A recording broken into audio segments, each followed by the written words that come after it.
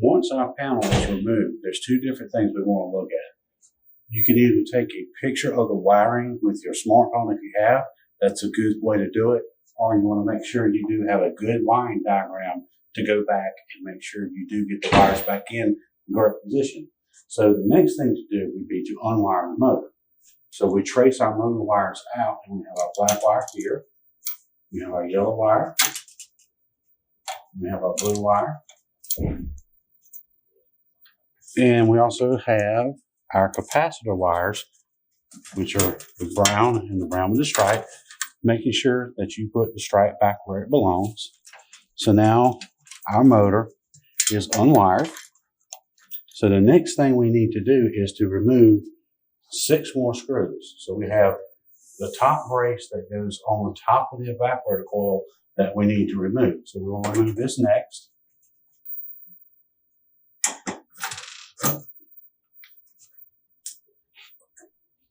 Once this is removed, then we can do 4 more screws. These screws here are the ones I suggest you take out. Here, here, and there's 2 on the opposite side of here and here. This will become important a little later whenever we go to hang this coil, or I'll show you what you can use to hang the coil with. Now that we have those 4 screws removed, what we'll have is in the field, and this is just a show model right here, but in the field, you will have a suction line and a liquid line that's right here. When installing these, there's a couple of things we need to remember.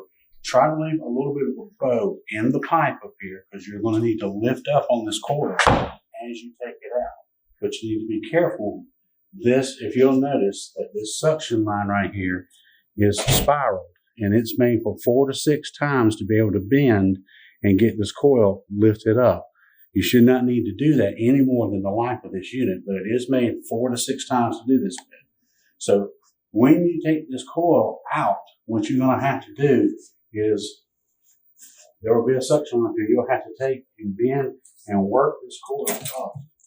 You keep working it up. Once you get it out, you start bending. You start working it out the drain pan.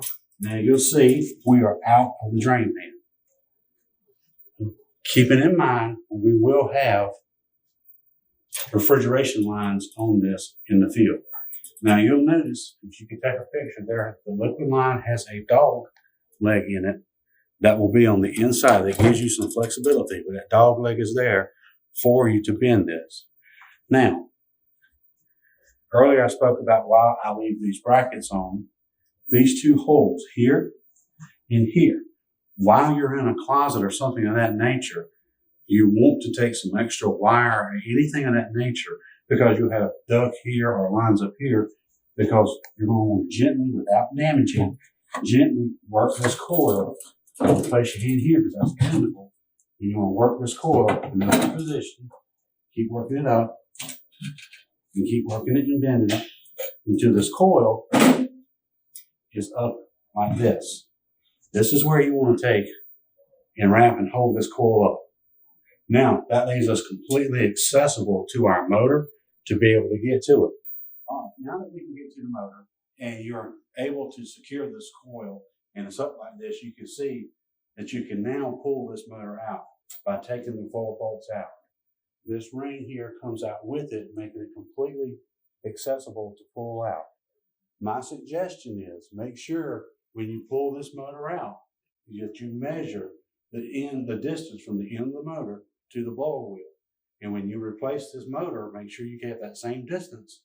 So when you put it in, we have no rubbing or touching.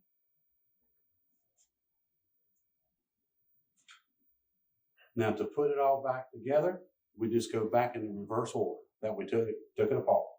All right, now that we can get to the motor and you're able to secure this coil and it's up like this, you can see that you can now pull this motor out by taking the 4 bolts out. This ring here comes out with it, making it completely accessible to pull out. My suggestion is make sure when you pull this motor out that you measure the distance from the end of the motor to the blower wheel. And when you replace this motor, make sure you get that same distance. So when you put it in, we have no rubbing or touching.